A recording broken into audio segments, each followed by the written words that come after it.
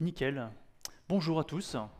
Là, je suis en train de me demander si mon QR code est scannable parce que du coup, il est tout en bas. Je me demande s'il manque pas une ligne en fait. Si vous pouvez essayer. C'est l'open feedback. J'ai mis les liens également sur ce QR code, enfin directement dans la page open feedback. Bonjour à tous. Je suis très content d'être ici.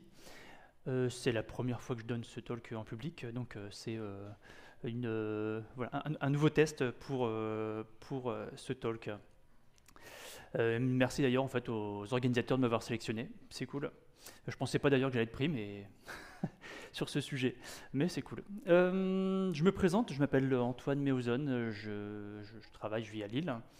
Je suis architecte cloud, donc je suis spécialisé sur Google Cloud et sur l'automatisation.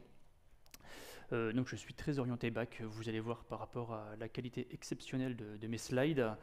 Voilà, je ne suis pas très front. Ok, je vais rentrer tout de suite dans le vif du sujet parce que j'ai que 18 minutes et 52 secondes. Et donc je vais parler en fait du provisioning de son poste de travail.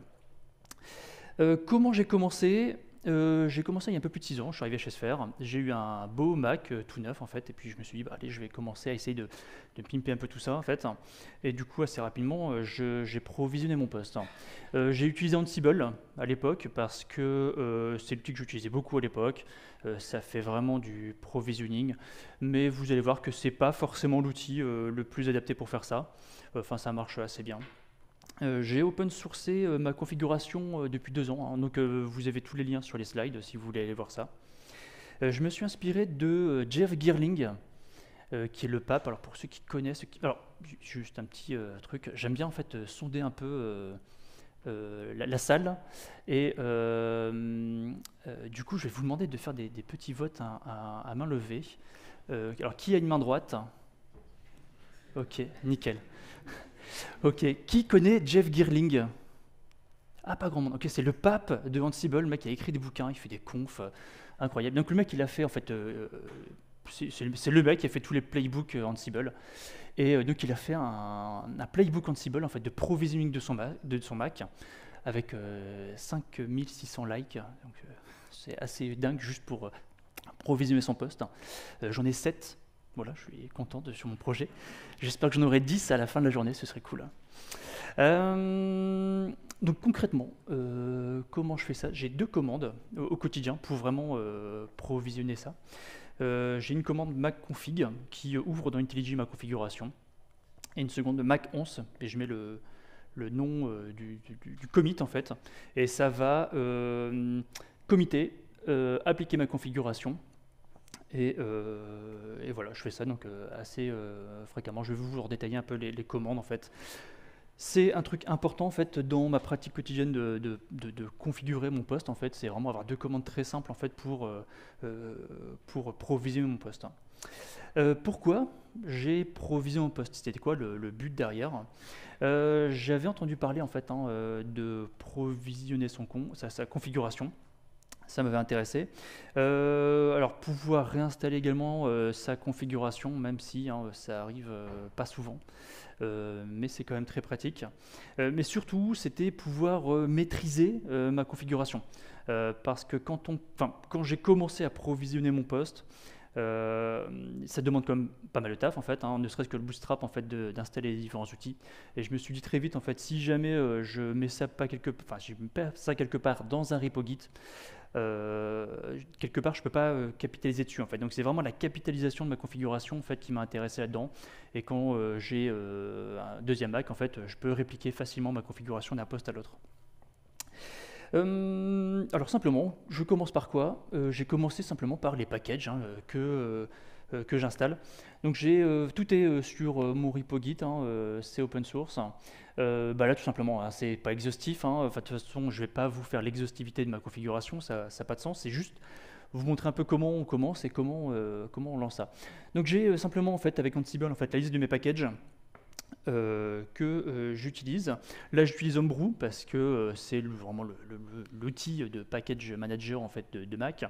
Mais vous pouvez très bien faire ça sur Windows. Vous avez Chocolatey, il y a d'autres outils en fait que j'ai entendu parler sur Windows maintenant qui permettent vraiment de faire ça as code. Accessoirement, en fait, enfin voilà, du coup là c'est la tâche Ansible, donc il y a vraiment un plugin Brew qui existe en fait, qui fait l'installation de tous les packages, et qui en même temps met à jour tous les packages à chaque fois que j'installe. Comme ça, tous mes packages sont tout le temps à jour sur mon poste. Encore une fois, n'utilisez pas forcément Ansible, c'est vraiment pour vous montrer un peu comment j'organise ça. Et pour garder mon poste à jour, hein, puisque ça ne va pas désinstaller les packages, j'ai aussi une tâche pour désinstaller les packages dont je ne me sers plus. Qu'est-ce que je vais installer également d'autre? C'est des alias par exemple. Donc là il y a moult alias disponibles. Enfin, qui utilise des alias? Je pense tout le monde, hein, à peu près. Ok. Qui l'a dans un repo Git? Juste, ok, d'accord. Mais je vais repréciser ça un peu après. Là, c'est mes deux alias, voilà, que j'utilise pour provisionner au quotidien ma configuration, Mac config et Mac Ons en fait, hein, qui va lancer ça avec ETNJ, et après qui va l'autre Mac Ons en fait qui va tout installer automatiquement. Ok, je vais creuser un petit peu plus. En fait, je vais préciser un peu en fait ce qu'on va avoir derrière. Donc, quand j'ai commencé à configurer mon poste, en fait, j'ai commencé à chercher en fait un peu les outils disponibles pour configurer en fait mon poste, hein. J'ai commencé par le shell. Et je me suis dit comment je vais pouvoir pimper un peu mon shell. Et très vite j'ai découvert ZSH. ZSH en fait est vraiment une évolution par rapport à Bash. Ça permet beaucoup plus de possibilités par rapport à Bash, au niveau de l'autocomplétion, au niveau des commandes, etc. Alors qui utilise ZSH? Ok, ça roule. Qui utilise Bash? Ok, ça roule. Et alors très vite j'ai découvert OmaZSH, qui est une collection de plugins pour ZSH. Je vais le repréciser après. Alors, si jamais vous voulez aussi chercher, en fait, pimper un peu votre shell, Fish, qui est très bien aussi, franchement, qui est très sexy, à utiliser au quotidien, en fait, c'est vraiment hyper pratique. Et là, je vais vous montrer un peu les outils, en fait, que j'utilise, enfin, vraiment préférés que j'utilise sur ma configuration, que j'ai découvert au fur et à mesure de ces recherches. Le premier, c'est l'autocomplétion. Je vais taper juste pour laisser toute la démo, mais l'autocomplétion, c'est la possibilité sur chaque commande. Vous allez faire un Docker, vous allez faire tab, et il va vous proposer la suite en fait. Donc vous avez carrément en fait toutes les commandes et la documentation qui est intégrée. Alors vous pouvez faire sur les commandes, vous pouvez, en fait, comment dire, il va même aller plus loin que simplement vous proposer les commandes, puisqu'il peut vous proposer en fait les containers qui tournent actuellement, par exemple. Et ça marche sur tout en fait, hein. kubectl peut vous proposer les pods qui tournent sur votre namespace, par exemple. Git va vous proposer les branches qui sont remote. Et ça, vraiment, c'est le truc indispensable. Alors, ça, c'est ma première question. Qui utilise l'autocomplétion? Ok, quand même pas mal de monde. Donc je vais garder ce slide. Je me dis, si tout le monde lève la main, il n'y a pas de sens, je vais le virer en fait. Ok, donc c'est utile. L'autocomplétion, vraiment, en fait, c'est le truc, si vous ne l'utilisez pas, mais utilisez-le tout de suite, hein. C'est vraiment le truc indispensable. OmaZSH, alors ça, c'est aussi un truc qui m'a surpris, en fait, hein, c'est la popularité de ces outils. OmaZSH, 164 000 likes, accessoirement, c'est quand même des trucs ultra connus, en fait. Et là, ça, c'est vraiment une collection d'alias, d'autocomplétion, de différents plugins en fait, que vous pouvez avoir en fait, avec ZSH. Extrêmement pratique. Vous avez plus de 300 plugins out of the box. Vous pouvez en rajouter. Et là, vous avez ma liste en fait. Hein, si vous voulez aller voir un peu ce que j'utilise, ma liste est dispo ici. Ok, ça c'est un peu l'organisation de mon shell. Et je vais vous faire montrer quelques outils en fait également que j'utilise et vraiment que j'apprécie au quotidien. Le premier, c'est ASDF. Alors, qui connaît ASDF? Personne? Non, c'est vrai, il n'y a personne qui connaît ASDF? Ah, je suis surpris. Ok, d'accord. Qui utilise un outil? Alors, par exemple, vous faites du Java, du Python, du Terraform, et vous avez parfois besoin en fait de gérer différentes versions de votre outil. Et donc là, vous avez installé un outil, en fait, alors je ne sais plus comment ça s'appelle sur Java, en fait, c'est un outil qui permet de switcher de version à l'autre. Sur Terraform, c'est pareil. Qui utilise ce genre d'outil, en fait, pour switcher d'une version à l'autre? Ok. Alors, ASDF, c'est un outil qui va tous les remplacer. Je suis vraiment hyper surpris que vous connaissiez, enfin que personne connaisse. C'est hyper pratique. Ça va gérer plusieurs versions d'un outil, mais en même temps. C'est-à-dire que vous pouvez avoir en fait sur 2 projets différents en fait switcher de version de Java en fait sans avoir besoin de refaire une commande de Java switch en fait. Alors peut-être parce que je fais du Terraform et que c'est particulièrement vrai pour Terraform. Mais du coup ASDF est hyper pratique. En fait ça va se baser sur un fichier .toolsversion et ça va créer des wrappers autour de votre outil. ASDF va remonter dans les répertoires, trouver le premier tools version, va prendre la version et va lancer la version adéquate. Et du coup, vous pouvez mettre un tools version à la racine de votre projet. Du coup, en fait, toutes les personnes qui vont travailler sur le projet vont utiliser tout de suite la bonne version de l'outil. Et alors, si vous même allez plus loin en fait, dans l'automatisation, vous pouvez même utiliser ASDF dans votre CI. Comme ça, en fait, ça va installer la bonne version des outils directement et vous êtes raccord entre ce que vous faites en local et votre intégration continue. Vraiment, celui-là, ok, ça, je le garde, ce slide, il est vraiment utile. J'utilise en fait pour plein de trucs. Terraform, Python, voilà, ça gère plein d'outils. Il y a plus de 700 plugins, en fait, donc plus de 700 outils en fait, qui existent, qui sont intégrés. Un petit challenger, c'est RTX. C'est une réécriture de ASDF en Rust qui fonctionne un peu différemment, mais qui fait le même principe en fait. Et alors pardon, je vais manquer de temps pour vous montrer la démo, mais pareil, c'est disponible en fait directement en ligne. Il suffit juste d'avoir un .tools version et vous pouvez switcher de version entre projets. C'est hyper pratique. Ça fait partie des outils que j'ai découvert au fur et à mesure du provisioning de mon poste. Un autre outil en fait que j'utilise aussi beaucoup en fait. Pareil, je ne vais pas vous faire une démo de tous mes outils. C'est vraiment pour vous donner une petite idée. AutoEnv, c'est un outil qui va vous permettre de charger de lancer des scripts en atterrissant dans un répertoire. Alors à quoi ça va servir? Donc en entrant ou en quittant un répertoire, vous pouvez charger des variables d'environnement par exemple, lancer des scripts. Pourquoi j'utilise en fait pour charger un environnement virtuel Python. Alors c'est le truc con en fait, mais quand vous faites qui fait du Python, qui fait du virtual env, donc qui fait à chaque fois en fait un source.venv/binactivate. Ok, vous m'installez ça et vous le faites plus. Et voilà. C'est quand même hyper pratique. Il y a plusieurs outils, il n'y a pas que AutoEnv qui fait ça en fait. Vous pouvez lancer un serveur local et un pattern que j'utilise en fait, c'est charger des credentials. Alors par exemple, qui met des credentials en clair dans son ZSH, son bash RC en fait, parce qu'il en a besoin en fait dans son projet. Enfin, qui a déjà fait ça? Vous mettez un export API key égal machin, donc il est en clair. Donc, je vous vois. Vous avez tous un petit regard coupable.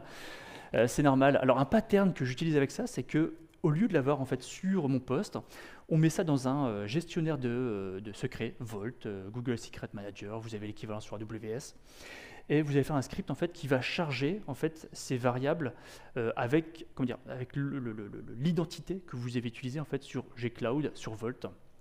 Et donc vous allez sur le projet, vous avez le .env qui va lancer un script qui va charger vos variables. Donc comme ça, c'est centralisé. C'est bien avec des accès en fait qui sont personnels.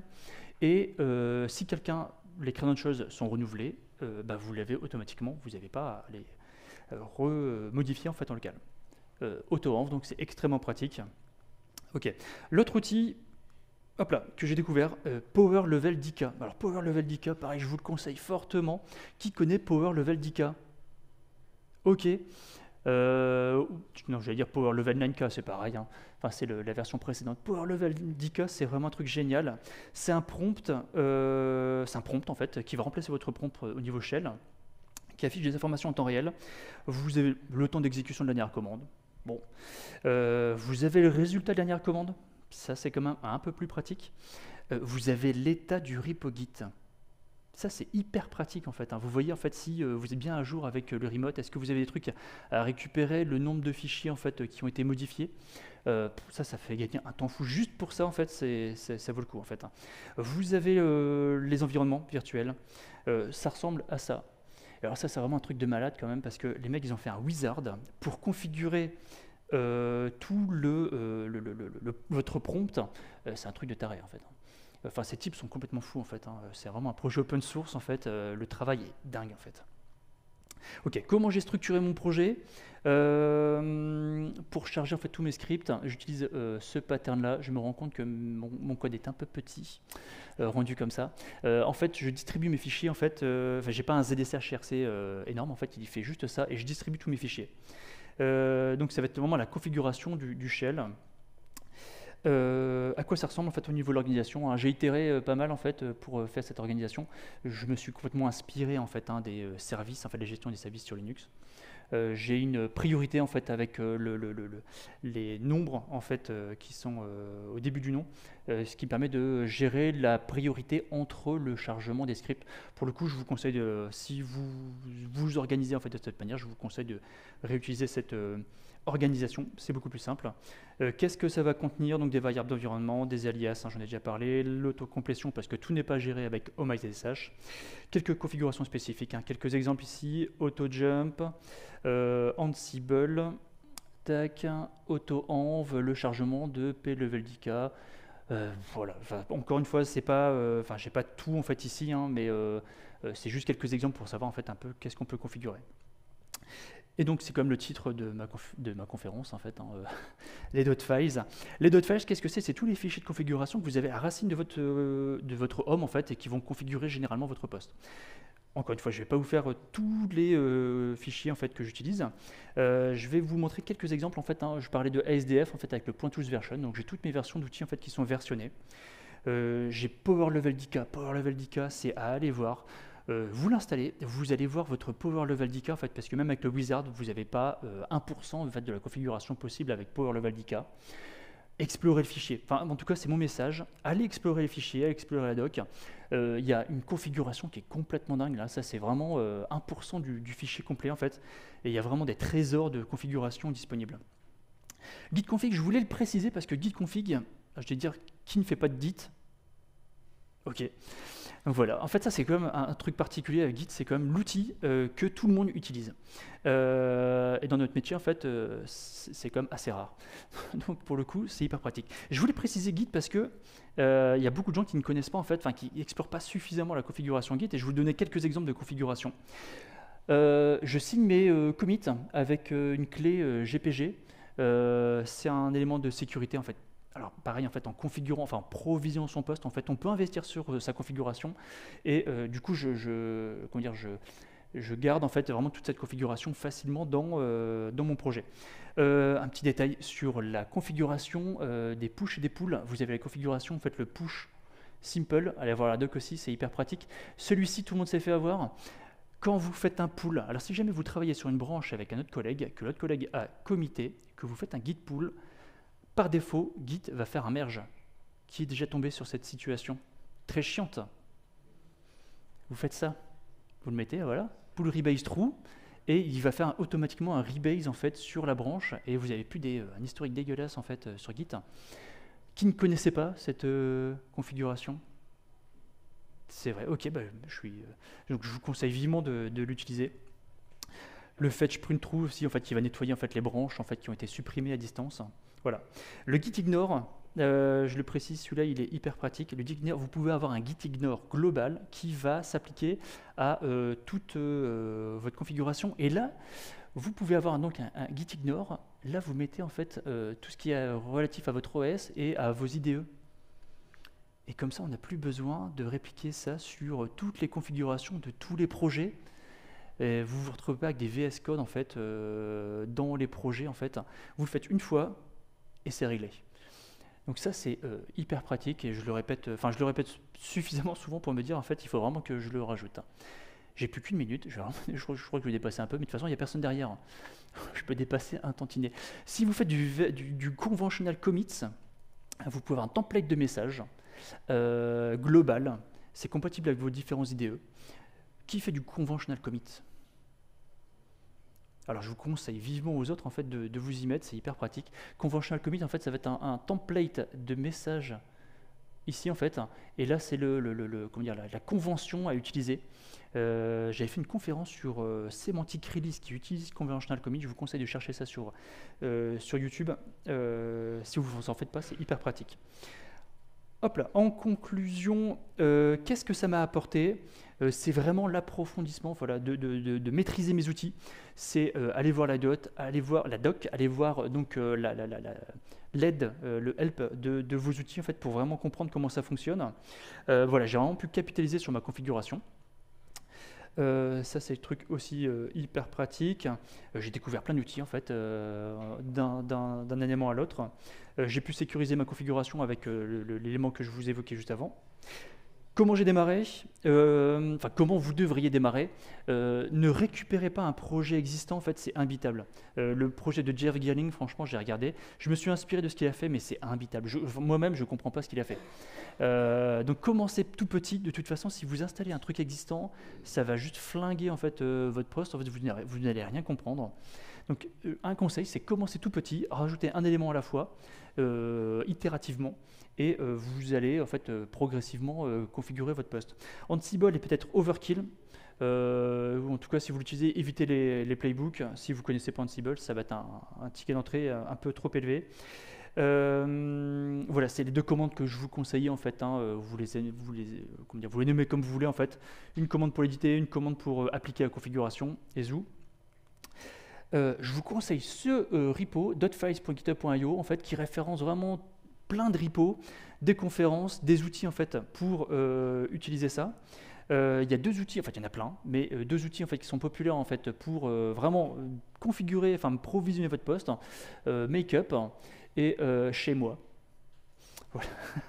Chez moi, mais quand même en fait c'est comme assez surprenant en fait, ces outils sont quand même très très populaires. Il y en a encore plein d'autres. Il y en a plein d'autres. Pour aller plus loin, qu'est-ce que j'aurais pu faire? C'est écrire des tests. J'en ai pas fait, mais je devrais en fait. Je pourrais tester en fait, est-ce que mes outils s'exécutent correctement en fait, parce qu'en fait ça m'arrive régulièrement que ça ne marche pas. Mais je peux revenir en arrière. Utiliser Nix, c'est vraiment l'outil que vraiment je dois explorer, que je connais encore très très mal. Une extension de ça en fait c'est DevEnv, j'ai des collègues qui ont fait une conférence là-dessus. En fait c'est la possibilité, d'ailleurs avec ces outils Gitpod ou Codespace, en fait, c'est la possibilité de provisionner un environnement de travail, mais par projet. Donc c'est une extension en fait, de provisionner son poste. Là, ça va être une configuration qui va être partagée entre tous les développeurs. Donc ça, c'est vraiment un truc aussi qu'il faut que je creuse. Je dépasse un tantinet, merci de m'avoir écouté. Vous avez le lien pour l'Open Feedback qui est ici. Vous avez dans l'Open Feedback, j'ai mis en commentaire en fait, les liens vers ma configuration, vers les slides si vous voulez retrouver des liens. Merci pour moi de mettre des feedbacks, mais aussi en fait, pour les autres speakers. Et merci de m'avoir écouté.